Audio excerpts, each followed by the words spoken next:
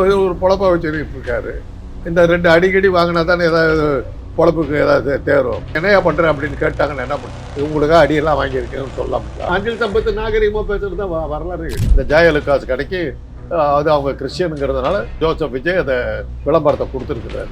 Under dealing நடந்திருக்கணும். இல்லாட்டி போனால் எப்படி முடியும்? எப்படி அவ்விச் இட் பாசிபிள்? ஒரு பைசா அவங்க கணக்கெல்லாம் காட்டுறது, அந்த ஒரு பைசாவுக்கு பக்கத்தில் 10 சேவர் போட்டுருவாங்க. ஒவ்வொரு எம்எல்ஏவுக்கு காரம் ஏன் கல்யாணம் பண்ணி வைக்கிறது பிடிச்சிட்டாங்க விஜய். ஏன் நிதிநிலை இவ்வளோ மோசமாக இருக்கும்போது நீ வந்து கார் கொடுக்குறேன்னா என்ன அர்த்தம்? 75 லட்சம் ரூபாய் அதான் ஊரா மூட்டுனையே பொண்டாட்டி கையன்னு அவரே தான் சொன்னார். காலேஜ் கட்டல, ஆஸ்பத்திரி கட்டல, ஊர் மேயறதுக்கு. நிர்மல்குமார் அவர்கள் வந்து நீங்க 2 மணி நேரம் வந்து பாத்ரூம் போனீங்கன்ற ஒரு விஷயமா இருக்கட்டும், இந்த பக்கத்துல இருந்து பாத்ரூம் போறதுக்குலாம் வந்து ஒரு அமைச்சர் வச்சிருக்கீங்களா? நான் இருதுங்கிறது இப்போ புரியுதா உங்களுக்கு? நடைபெறில் போய் சட்டை பாட்டெல்லாம் காட்டி எல்லாம் இது பண்ணி குளிச்சுட்டு இது பண்ணி தோட்டிக்கிட்டு வர்றதுக்கு 1 மணி நேரம் ஆகும். இப்போ குளிச்சிருந்தாலும் தெரியும், குளிச்சதே இல்லை போட்டுருக்கு அந்த மாதிரி தெரியும். யார் நிர்மல்குமாரா? சப்பாசிட்ரின்னு இருக்குது, அதை வச்சு உள்ள சொருவிட்டாக்க மோஷன் பாஸ் ஆகும். அப்படி இல்லைன்னா டல்கோலாக்ஸு டல்கோலைஃப் போன்ற மாத்திரைகள் இருக்குது. இதெல்லாம் போட்டு நீ கழிப்பறைக்கு போகலாம். இப்போ துப்புரவு தொழிலாளர்கள்லாம் ஜாக்கிரதை. இந்த தாவே காசு உட்காந்து எந்திரிச்சு போனதுக்கு அப்புறம் சீட்டெல்லாம் கொஞ்சம் பாருங்கள். வீட்டில் கக்கூஸ் வச்சிருக்கல போட்டிருக்கு. தமிழ்மண் நேயர்களுக்கு வணக்கம். இன்று நம்மோடு வந்திருப்பவர் அரசியல் விமர்சகர் டாக்டர் காந்தராஜ் அவர்கள். வணக்கம் சார். சரி, இப்போது சமீபத்தில் வந்து தாவேக்கானுடைய நாஞ்சில் சம்பத் அவர்கள் வந்து ஒரு விவாத மேடை, அந்த மேடையில் திமுகவை பற்றி அவதூறாக பேசுகிறப்போ அவர்கிட்ட பல விமர்சனங்கள் வந்து எழுப்பப்பட்டது. அதாவது அங்கே இருக்க திமுகவினரே வந்து அவர் அடிக்க முயற்பட்டதாகவும், சேரை தூக்கி அவர் தலைமையில் அடித்ததாகவும் சில வீடியோஸும் நம்ம பார்த்துட்ருக்கோம். இது எப்படி சார் பார்க்குறீங்க நீங்கள்? அவர் நாஞ்சில் சம்பத்துக்கு பொழப்பு இல்லைம்மா. அவர் ஒரு இடமா போய் இது பண்ணிட்டு இருக்காரு. முதல்ல தமிழறிவி மணியன் மாதிரி அவர் நாஞ்சில் சம்பத் ஒரு ஆள். எங்கே வேணாலும் போவாங்க, யார் கட்சி ஆரம்பித்தாலும் போவாங்க. அவர் இதை ஒரு பொழப்பா வச்சுட்டு இருக்காரு. இந்த 2 அடிக்கடி வாங்கினா தானே ஏதாவது பொழப்புக்கு ஏதாவது தேரும். இல்லாட்டி போனால் என்னையா பண்ணுறேன் அப்படின்னு கேட்டாங்கன்னு என்ன பண்ணுறது? இவங்களுக்காக அடியெல்லாம் வாங்கியிருக்கேன்னு சொல்லலாம். இல்லை, அதுக்காக பண்ணியிருப்போம். நாஞ்சில் சம்பத்து நாகரிகமாக பேசுகிறது தான் வரலாறே கிடையாது. அதனால் அவர் வந்து அப்படி தான் பேசுவார். அது அவருடைய வழக்கம். அதுக்காக தான் அவர் கட்சி அதுக்காக தான் அவர் கட்சியிலே வச்சுக்கிட்டு இருக்காரு. அதனால் அதில் ஒன்றும் ஆச்சரியப்படுத்துங்க. அதில் கோச்சிக்கிறதுக்கு ஒன்றுமே இல்லையே. நாஞ்சில் சம்பத்தை பேசுகிறது வந்து ஒரு பொருட்டை எடுத்தோம்னா நம்ம வேலையே பார்க்க முடியாது. அதனால் அதை பற்றியெல்லாம் நம்ம கவலைப்படும். தாய்மாமன் தங்க மோதிர திட்டம் வந்து முதலமைச்சர் தலைமையில் நடக்க இருக்கு. அதாவது இதுக்கு வந்து 755 கோடி வந்து நிதி வந்து ஒதுக்கியிருக்காங்க. இந்த டெண்டருக்கு வந்து ஜோய் ஆலுகாஸ் வந்து 1 பைசாக்கு கைப்பற்ற முயற்சிப்பதாகவும் வந்து ஒரு விஷயம் சொல்லப்படுது. இதை நீங்கள் எப்படி சார் பார்க்குறீங்க? அதாவது 1 பைசாக்கு வந்து இந்த டெண்டருக்கு வந்து டெண்டர்லாம் அப்படி கேட்க முடியாது. ஒரு டெண்டர் விடும்போதோ ஏலம் விடும்போதோ அடிமட்ட தொகைன்னு சொல்லி ஒரு அமௌண்ட்டை ஃபிக்ஸ் பண்ணிவிடுவாங்க. இதுதான் அடிமட்ட தொகை, இதுக்கு மேலே கேட்குறவங்க இது பண்ணுங்க, இதுக்கு டெண்டர் கோரலாம் அப்படின்னு தான் சொல்லி கொடுப்பாங்க. அதுவே கொடுத்துருப்பாங்க. 1 பைசாவெல்லாம் இமேஜின் பண்ணவே முடியாத ஒரு விஷயம். சும்மா ஒரு விளம்பரத்துக்கு போட்டுக்கிட்டு இருக்காங்க. அப்புறம் சொல்லுவாங்க, அது தங்கத்தை வந்து அந்த பேப்பரில் சுற்றி வைக்கிறோம்ல, அந்த பேப்பருக்கு தான் நாங்கள் 1 பைசா சொன்னோமே ஒழிய மோதிரமே இல்லைன்னு ஏதாவது கதையெல்லாம் விடுவாங்க. அந்த மாதிரி அந்த கம்பெனி கொடுக்கக்கூடாது. ஏன்னா அடிமட்ட விலைன்னு ஒன்று ஃபிக்ஸ் பண்ணியிருக்கணும். டெண்டர் விடும்போது அதிகாரிகளுக்கு தெரியும். அது கூட தெரியாத அதிகாரிகிட்ட கொடுத்துருக்காங்க அந்த திட்டத்தான் அர்த்தம். ஒரு பைசாவுக்கு எப்படி முடியும்? அவ்விச் இட் பாசிபிள். 1 பைசாவுக்கு என்ன கிடைக்கும்? உலகத்திலேயே என்ன கிடைக்கும்? இந்தியா விடுங்க, உலகத்திலேயே எங்கேயாவது கிடைக்கும் 1 பைசாவுக்கு ஏதாவது? 500 ரூபா நோட்டை கொடுத்தா 50 ரூபா நோட்டை கொடுத்தாக்க ஒரு வேலையாளுக்கு நான் 50 ரூபா நோட்டு கொடுத்தேன், என் கிட்ட காசு இல்லையான்னு.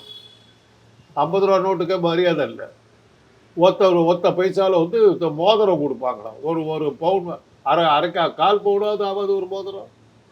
25,000 ரூபாய், 1,13,000 ரூபாய் இன்றைக்கி ஒரு பவுன் மோதிரம். 1/4 பவுன் மோதிரம்னா கூட 25,000 ரூபாய் ஆகும். 1 பைசாவில் கொடுக்குறேன்னா நம்புறீங்கன்னாக்கா மக்களை ஏமாற்ற பார்க்குறீங்கன்னு அர்த்தம். அந்த டெண்டரே போலின்னு அர்த்தம். அந்த ஜெயலலிதாவுக்கு கூட ஏதோ திரைமறைவில் ஏதோ நடந்திருக்குன்னு அர்த்தம். சார், இந்த டெண்டர் வந்து விடுவிப்பதற்கு முன்னாடியே வந்து ஜாய் ஆலுகாஸோடைய சிஇஓ ஜான் ஆலுகாஸ் அவர்கள் வந்து முதலமைச்சர் அவரை தனியாக வந்து சந்திச்சிருக்காரு. இது ஒரு விஷயமா வந்து சொல்லப்படுது. அண்டர் டீலிங் நடந்திருக்கணும். இல்லாட்டி போனால் எப்படி முடியும்? எப்படி அவ்விச் இட் பாசிபிள்? 1 பைசாவுக்கு ஒரு அரிசி கூட கிடைக்காதுமா. ஜெயலலிதா அதை தான் சொன்னாங்க, 1 ரூபாய் வாங்கி கொண்டு முதலமைச்சராக இருப்பேன்னாங்க. சம்பளமாக நான் 1 ரூபாய் மட்டுமே பெற்றுக்கொள்வேன்னாங்க. என் செலவுக்கு நான் என் காசை நான் வச்சு பண்ணிக்கிறேன், எனக்கு அரசாங்க பணம் தேவையில்லைன்னா கதையெல்லாம் சொல்லிவிட்டு கடைசியில் பரப்பன பரகத்தில் ஊழல் குற்றச்சாட்டில் ஜெயிலுக்கு தான் போனேன். அதான் நடக்கும். மூளை உள்ள எவனும் இதை ஏற்றுக்க மாட்டான். டெண்டரை பற்றி தெரிஞ்ச எவன் நிர்வாகம் ஃபைனான்ஸ் நிர்வாகம் தெரிஞ்சவன் எவனும் இதை ஏற்றுக்க மாட்டான். இது ஒரு போலித்தனமான ஒரு விளம்பரம். இந்த ஜெயலலிகாசு கடைக்கு அது அவங்க கிறிஸ்டியனுங்கிறதுனால ஜோசப் விஜய் அதை அவங்களுக்கு ஏதோ நன்மை செய்கிறதுக்காக இந்த ஒரு இந்த விளம்பரத்தை கொடுத்துருக்குறாரு. இது நம்பிக்கைக்குரியது அல்ல. இதில் பெரிய தப்பு நடக்கிறது கண்டிப்பாக நடக்கும். எதிர்கட்சிகள்லாம் ரொம்ப ஜாக்கிரதையாக இருக்கணும். கணக்கு தணிக்கையாளர் ஆடிட்டர் ஜெனரல் கண்ணை குத்தி பாம்பாட்டம் பார்க்கணும். இதில் என்ன நடக்குதுன்னு பார்க்கணும். முதலமைச்சர் அவர்கள் வந்து ஒரு விஷயம் அறிவிச்சிருந்தாரு. அனைத்து சட்டமன்ற உறுப்பினர்களுக்கும் வந்து அரசு சார்பில் காரும் ஒரு உதவியாளரும் அப்படின்னு ஒரு விஷயம் வந்து அறிவிச்சிருக்காரு. இதை தொடர்ந்து இப்போ ஊராட்சி மன்ற தலைவர்கள், அதாவது விழுப்புரத்தில் ஊராட்சி மன்ற தலைவர்கள் வந்து எங்களுக்கு வந்து பைக்கு வேணும் அப்படின்னு சொல்லிட்டு விழுப்புரம் ஆட்சியர் அலுவலகத்தில் மனு கொடுத்துருக்காங்க. இந்த கார் வழங்குறது குறித்து உங்களுடைய கருத்து என்ன? இந்த பைக் கேட்குறவங்களுக்கு குறித்து உங்களுடைய கருத்து என்ன? அரசியலுக்கு வர்றது சேவை செய்யறதுக்கு வந்துக்கிட்டு இருந்தாங்கம்மா. அரசியல்வாதினா என்ன அர்த்தம்? என்னை ஏன் தேர்ந்தெடுக்கிறாங்க? ஊரில் ஜனங்களுக்கு ஏதாவது பிரச்சனைனாக்கா நான் போய் முன்னாடி நின்று என்னுடைய சிரமத்தை எல்லாம் பார்க்காம என்னுடைய காசை கூட செலவு பண்ணி நான் அவங்களுக்கு உதவியெல்லாம் பண்ணிக்கிட்டு வர்றவனை தான் அன்றைக்கி வந்து எலெக்ஷனில் நிற்க வச்சாங்க. இன்றைக்கி அரசியல் வியாபாரமாக போயிடுச்சுங்கிறதுக்கு இதெல்லாம் இந்த உதாரணம். இன்றைக்கி ஒரு 1000 ரூபா விட்டோம்னா நாளைக்கு 5 வருஷத்தில் அது பல கோடி ரூபாயாக மாறுங்கிற எண்ணம் பொழப்பு வியாபாரமாக மாற்றிக்கிட்ட கூட்டம் வந்து உள்ளே வந்துருக்குது. எம்எல்ஏ வர்றதே வந்து தொண்டு செய்கிறதுக்கு தானே வந்து நீ அப்புறம் என்னத்துக்கு காரு?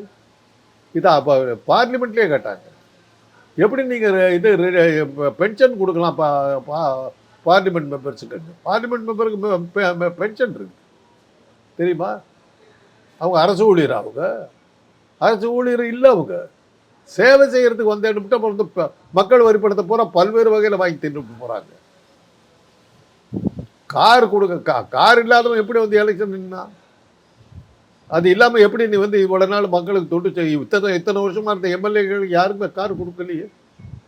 அமைச்சர்களுக்கு ஏன் கொடுக்குறோன்னா அவங்க வந்து அதிகாரப்பூர்வமாக போக வேண்டியிருக்கு, பல அதிகாரிகளை கூட கூட்டு போக வேண்டியிருக்கு, எல்லாம் பண்ண வேண்டியிருக்கு. பல ஊர்களுக்கு அவங்க சுற்றுப்பயணம் பண்ண வேண்டியிருக்கு. அவங்க ஏற்றுக்கொண்ட பதவிக்கு காரணம் எம்எல்ஏவாக இருக்க வந்து ஊரில் வந்து உனக்கு கார் இருக்கிறதால தானே நீ ஓட்டு கேட்கறதுக்கு போனேன். அப்போ எப்படி போனேன்? நடந்தா போனேன். ஆனால் பல எதிர்கட்சிகள் மாட்டேன்ட்டாங்க. திமுக வேணான்னு அடிச்சு, கம்யூனிஸ்ட் வேணான்ட்டாங்க, எல்லாருமே வேணான்ட்டாங்க. இப்போ அதுக்கப்புறம் பிடிச்சிட்டாங்க விஜய். ஏன் நிதிநிலை இவ்வளோ மோசமாக இருக்கும்போது நீ வந்து கார் கொடுக்குறேன்னா என்ன அர்த்தம்? நாங்கள் 75 லட்சம் ரூபாய்மா காரா? அதான் ஊரா மூட்டு நெய்யே பொண்டாட்டி கையேன்னு அவரே தான் சொன்னார். நம்ம காசு இவனுக்கு ஊர் மேயறதுக்கும் ஏதோ பண்ணுறதுக்கும் இவனுக்கு நம்ம கொடுக்குற வரி பணத்தில் நமக்கு காலேஜ் கட்டலை, இது ஆஸ்பத்திரி கட்டலை, தொழிற்சாலைகளை உருவாக்கலை, இவனுங்களுக்கு கார். இதுக்காக வந்து நீ ஆட்சிக்கு அகப்பட்டதை சுருட்டடா ஆண்டி அப்பான்னா சுருட்டுறாங்க. அதுதான் பச்சையாக தெரியும். ஊழலை ஒழிப்பேன்னாரு. எவ்வளோ அருமையாக ஒழிச்சிக்கிட்டு இருக்காரு. ஊழலே இருக்காது, காசு இருந்தாலும் ஊழல் வரும். நீங்களே சொல்லுங்க, நம்ம காசு எடுத்து கொடுக்குறாங்கம்மா, நியாயமா அது? நீங்கள் வர்றீங்க இந்த கேமராக்கான காசு கொடுன்னு கேட்டிங்கன்னா நான் எப்படி பேசுவேன்? அது மாதிரி தான் கொப்பளப்புக்கு நீங்கள் நடத்துறீங்க, அதுக்கு நீங்கள் தான் கேமரா கொண்டு வரணும். ஏன் பாக்கிட்டு காசு எடுத்து கேமரா வாங்கிட்டு வந்தீங்கன்னா என்ன இருக்கும்? மக்கள் வரி பணத்தை எடுத்து எப்படி செலவு பண்ணுறதுன்னு தெரியல. நடிகர்கள்லாம் அப்படி தான் இருப்பாங்க. ஜெயலலிதா 1 ரூபா வாங்கிட்டு பரப்புநாகரம் போனதை வந்து இன்றைக்கி இருக்கிற ஆட்சியாளர்களும் சொல்லுங்க. 1 ரூபா 1/2 ரூபாங்கிற இந்த கணக்கெல்லாம் அது. அதனால் இந்த எம்எல்ஏக்களுக்கு கார் கொடுக்கறது வந்து அப்போ அத்தனை எதிர்கட்சிகளும் மாட்டாண்டுச்சு. ஆளுங்கட்சி மாத்திரம் தான் உட்காந்துட்டு இது பண்ணுறாங்க. ஊழல் வந்து ஊழலில் ஊற்றுக்கண்ணு அவங்க தாங்கிறது இப்போ நல்லா தெரியும். இந்த எம்எல்ஏக்கு கார் அப்படின்னு சொல்றப்பதான் விழுப்புரத்துல ஊராட்சி மன்ற தலைவர்கள் வந்து யாரு வேணாலும் கேட்கலாம், பைக் வேணும் அப்படின்னு யாரு வேணாலும் கேட்கலாம். என்ன இருக்குது? இப்போ அதிகாரிகள் எப்படியெல்லாம் பண்ணுவாங்கன்றது நான் வந்து அதிகாரியாக இருந்து பார்த்தவன். டாக்டர்கள் எங்களுக்கு வந்து வேலை நேரம்னு ஒன்று கிடையாது. அது தெரியுமா உங்களுக்கு? அரசாங்க டாக்டர்ஸுக்கு வேலை நேரம்னு ஒன்று கிடையாது. 24 மணி நேரமும் யுவர் ஆன் டியூட்டின்னு தான் அர்த்தம். எங்களுக்கு நாங்கள் வந்து ஒரு ஊரில் ஹாஸ்பிட்டலில் வேலை பார்க்குறேன்னா ஆஸ்பத்திரிலேருந்து 3 கிலோமீட்டருக்குள்ளார என்னோட வீடு இருக்கணும். கூப்பிட்டா உடனே ஓடியாடுறதுக்கு வசதியாக இருக்கிற அளவில் பக்கமாக இருக்கணும். இதெல்லாம் ரூல் எங்களுக்கு அப்போது. அதெல்லாம் இருந்தது. அதெல்லாம் கொஞ்சம் கொஞ்சமாக. அப்போ என்ன ஆச்சுன்னா நைட் டியூட்டி பார்த்துக்கிட்டு இருந்தோம். நைட் டியூட்டி விடிய விடிய விடிய விடிய பார்த்துட்டு காலையில் எழுந்திரிச்சுன்னா ஓபியும் பார்த்துட்டு வார்டும் பார்த்துட்டு வரணும். எனக்கு லீவு கிடையாது. அப்போ நாங்கள் வந்து போஸ்ட் டியூட்டி ஆஃப்னு ஒன்று கொடுக்கணும் அப்படின்னு சொல்லி கேட்டோம். நைட் டியூட்டி பார்த்துருந்தோன்னா மறுநாள் நாங்கள் வந்து காலையில் ஓபி முடிச்சுட்டு அப்படியே வீட்டுக்கு போயிடலாம், வார்டெல்லாம் பார்க்க வேணாம்னு சொல்லி எங்களுக்கு பர்மிஷன் வேணும்னு கேட்டோம். கேட்ட உடனே ஓகே அப்படின்னு சொல்லி கொடுத்துட்டாங்க. அது அந்த அதிகாரிகள் என்ன பண்ணாங்க தெரியுமா? அது எங்களுக்கு தான் அது பொருந்தும். நாங்கள் எங்களுக்கு வந்து காலையிலேருந்து சாயந்தரம் 5 மணிக்கு வரலும் தான் டியூட்டி. அதுக்கப்புறம் நாங்கள் இருந்தோம்னா எங்களுக்கு தான் அந்த போஸ்ட் டியூட்டி ஆஃப் கொடுக்கணும். நீங்கள் இருந்தாலும் ரூல், அதனால் உங்களுக்கு கிடையாதுன்னாங்க. நாங்கள் ஒன்றும் சொல்லலை. நாளையிலேருந்து எந்த டாக்டரும் ஆஸ்பத்திரிக்கு வர மாட்டோம்னு சொல்லிட்டு ஸ்ட்ரைக் பண்ணிட்டோம். அப்போ கவர்னராக கே ஷா இருந்தார். அரசாங்கம் வரதுக்கு முன்னாடி அவர் வந்துட்டார். என்னான்னு கேட்டார். இப்படி பண்ணுறாங்க. உடனே உத்தரவு எந்த கிளார்க்காக வேணாலும் லீவ் போட்டிங்கன்னா அத்தனை பற்றி வேலை விட்டு தோற்றுக்குவேன். அப்புறம் தான் அடங்கினார். அது மாதிரி தான் நடக்கும். அதிகாரிகளை வந்து நீங்கள் கட்டுப்பாட்டுக்குள்ளார வைக்கலைன்னா ஒரு பைசாவில் தங்க கொடுக்குறேன்னு சொல்லிவிட்டு ஒரு பைசா அவங்க கணக்கில் காட்டுறது. அந்த ஒரு பைசாவுக்கு பக்கத்தில் 10 சைவர் போட்டுருவாங்க. ஜாக்கிரதையாக. சரி, இப்போது இது மட்டும் இல்லாமல் வந்து சில நாட்களாக வந்து சட்டப்பேரவையில் பல வாக்குவாதங்கள் வந்து ஏற்பட்டுருக்கு. அதாவது அமைச்சர் சிடிஆர் நிர்மல்குமார் அவர்கள் வந்து ஒரு பக்கம் கரூர் கம்பெனி அப்படின்னு ஒரு பக்கம் வந்து முன்வைக்க, உதயநிதி அவர்கள் வந்து அதற்கு ஒரு விஷயம் வந்து முன்வைக்க, மறுபடியும் வந்து நீங்கள் 2 மணி நேரம் வந்து பாத்ரூம் போனீங்கன்ற ஒரு விஷயமா இருக்கட்டும், இந்த பக்கத்துலேருந்து பாத்ரூம் போகிறதுக்குலாம் வந்து ஒரு அமைச்சர் வச்சுருக்கீங்களான்ற ஒரு கேள்வியாக இருக்கட்டும். இதை நீங்கள் எப்படி சார் பார்க்குறீங்க? சட்டப்பேரவை வந்து நாளுக்கு நாள் எப்படி சட்டசபை நாறுதுங்கிறது இப்போ புரியுதா உங்களுக்கு? இந்த தவ காரணங்கள்லாம் கக்கூஸுக்கு போகிறதில்லன்னு நினைக்கிறேன். கக்கூஸில் போய் 2 மணி நேரம் இருக்கிறாருனாக்கா அவர் போகிறாரு. உனக்கு வரல, நீ போறியா இல்லையானே தெரில. சட்டசபையை பார்த்துக்கிற அந்த துப்புரவு தொழிலாளர்கள்லாம் ஜாக்கிரதை. இந்த தாவே காசு உட்காந்து எந்திரிச்சு போனதுக்கு அப்புறம் சீட்டெல்லாம் கொஞ்சம் பாருங்கள். வீட்டில் கக்கூஸ் வச்சிருக்கல போட்டிருக்கு. ஏன்னா இந்த அமைச்சராக இருக்கவனுக்கே கக்கூஸை பற்றி தெரியல. அப்படி இருக்கும்போது என்ன பண்ணி தொலையுது? உனக்கு வயிற்று வலி, நீ நல்ல டாக்டரை பாரு. சப்பாசிட்ரின்னு இருக்குது, அதை வச்சு உள்ள சொருவிட்டாக்க மோஷன் பாஸ் ஆகும். அப்படி இல்லைன்னா டல்கோலாக்ஸு, டல்கோ லைஃப் போன்ற மாத்திரைகள் இருக்குது. இதெல்லாம் போட்டு நீ கழிப்பறைக்கு போகலாம். இல்லைன்னா வந்து எனிமா கொடுக்கலாம். இவ்வளோ வசதி இருக்குது. இதெல்லாம் தாவேக்காரர்களுக்கு கொடுத்து அவங்கள வந்து அவங்க வயிற்றை கிளியர் பண்ணுங்க. ஏன் சட்டசபை நாடுதுன்னு இப்போ தான் தெரியுது. இவனுக்கு தாவேக்காரனுக்கு இவனு கக்கூசியும் போகிறதுலேருந்து இன்னும் அந்த நிர்மல்குமார் பேசுனது தெரியும். கழிப்பறையில் வந்து 2 மணி நேரம் இருந்தாருங்கிறது ஆச்சரியத்தோடு பேசுகிறான். கழிப்பறையில் போய் சட்டை பாட்டெல்லாம் கழட்டி எல்லாம் இது பண்ணி குளிச்சுட்டு இது பண்ணி தோட்டிக்கிட்டு வர்றதுக்கு 1 மணி நேரம் ஆகும். இவன் குளிச்சிருந்தால தெரியும். குளிச்சதே இல்லை போட்டுருக்கு அந்த மந்திரி. யார்? நிர்மல்குமாரா? யார் இந்த மந்திரி? மின்துறை அமைச்சர். அதே அமைச்சர்கள் எந்த துறையில் இருந்தால் என்ன, எவனும் தான் பதில் சொல்கிறதுக்கு. அதையும் தான் இது உதயநிதி சொன்னார். எல்லா கேள்விக்கும் என்ன நீங்கள் எழுப்புகிற வினாக்களுக்கெல்லாம் எதிர்கட்சி தலைவர்கள் என்ன கேட்குற? ஒவ்வொரு துறைக்கும் ஒரு மந்திரி, எந்த மந்திரியும் பதிலே சொல்ல மாட்டேங்கிறா. எங்கே இருக்கான தலைவர் மின்துறை பற்றி பார்த்தா அந்த உட்காந்துட்டு வாயை திறக்கணும், நீ தான் பேசிக்கிட்டு இருக்கிற. என்ன நடக்குது ஆச்சு? என்ன நடக்குது? எல்லா கூத்தும் அடிச்சுக்கிட்டு இருக்கிறாங்க. கக்கூஸ் போகாத ஆள் வந்து மந்திரியாக பார்த்துக்கிட்டு இருக்கிறான். அப்புறம் என்ன பண்ணுறது? சரி, இப்போ இது மட்டும் இல்லாமல் சட்டப்பேரவையில் வன்னியரசு அவர்கள் வந்து சொன்ன ஒரு விஷயம், பாமக வந்து ராமதாஸ் அவர்களை காப்பாற்றுறதை விட அமித்ஷா அவர்களையும் மோடி அவர்களையும் காப்பாற்றுறதா துடிக்கிறாங்க அப்படின்னு ஒரு விஷயம் முன் வச்சிருந்தாங்க. அதாவது ஆதவர்ஜன் அவர்கள் சொன்ன ஒரு விஷயம், மோடி அவர்களையும் அமித்ஷா அவர்களையும் பெயரையும் வந்து இந்த சபை குறிப்பிலிருந்து நீக்கிடலாம் அப்படின்னு சபாநாயகர்கிட்ட முன் வச்சிருந்தாங்க. அதாவது மோடி அமித்ஷா அவர்கள் பெயர் சொல்லும் போதே இந்த மாதிரி ஒரு விஷயம் முதலாளி பேரை சொல்லிவிட்டாங்களேங்கிற இதுதான். மாட்சிமை தங்கிய மோடி அவர்களே சொல்லியிருக்கணும், மாட்சிமை தங்கிய அமித்ஷா அவர்களே சொல்லியிருக்கணும் எதிர்பார்த்துப்பாரு. தொண்டு செய்யும் அடிமைங்க. அந்த காலத்தில் பாட்டு இருக்குதுல்ல, தொண்டு செய்யும் அடிமை உனக்கு சுதந்திர நினைவோடான்னு. நந்தனாரை பற்றி பாட்டு அதுதான். அந்த மாதிரி தொண்டு செய்கிற அடிமைகள்லாம் தாவேக்கா உறுப்பினர்கள் பூராக அமித்ஷாவுக்கு தொண்டு செய்கிற அடிமைகள். அவங்க வந்து அமித்ஷா பேரை சொன்னோன்னா ஐயோ முதலாளி பேரை சொல்லிட்டாங்களே அப்படின்னு. அதுக்கு என்ன பண்ணுறது? அவங்களுக்கு அவர் முதலாளி இல்லையே. உனக்கு முதலாளி, உனக்கு பதவி கொடுத்தது, உனக்கு எம்எல்ஏ ஆக்கினது எல்லாம் வந்து அவருடைய கருணை. அதனால் நீ போய் இது பண்ணு, அவங்களே போட்டு உயிர் எடுக்கிற. அதுக்கு அதுதான் பதில். ஒரு டிரான்ஸ்பரன்சியான ஒரு ஆட்சியை கொடுப்பேன் அப்படின்னு முதலமைச்சர் அவர்கள் சொல்லியிருந்தாங்க. ஒரு டிரான்ஸ்பரன்சியான ஆட்சியாக தான் போயிட்டு இருக்கா, நீங்க எப்படி பாக்குறீங்க? ஆட்சி போயிட்டு இருக்குதாங்கிறது தான் கேள்வி.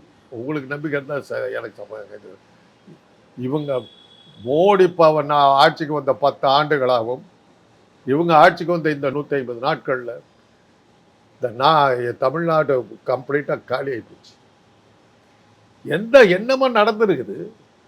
சட்டமன்றத்தில் கக்கூஸ் போரியாளுங்கிறதா ஒரு சட்டமன்றம். அதுக்கு ஒரு அமைச்சரை போட்டு வச்சிருக்கீங்கன்னா எதிர்கட்சி போட்டு கிண்டல் பண்ணி சிரிக்குது. இதுதான் இன்னைக்கு சட்டமன்றம்.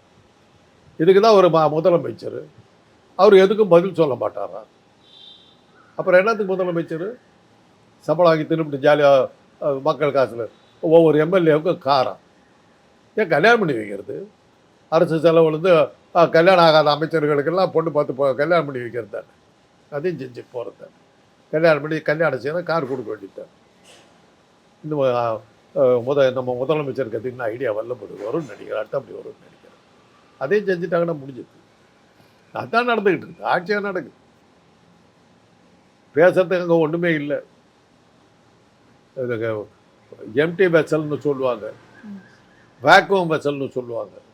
எம்டி வெசல்னா உள்ள காத்தாவது இருக்கும், வேக்குவம் வெசல்னா காற்று கூட இருக்காது. அது மாதிரி வேக்குவம் கவர்மெண்ட்டு இப்போ இந்த விஜய் தலைமையில் நடந்துக்கிட்டு இருக்கு.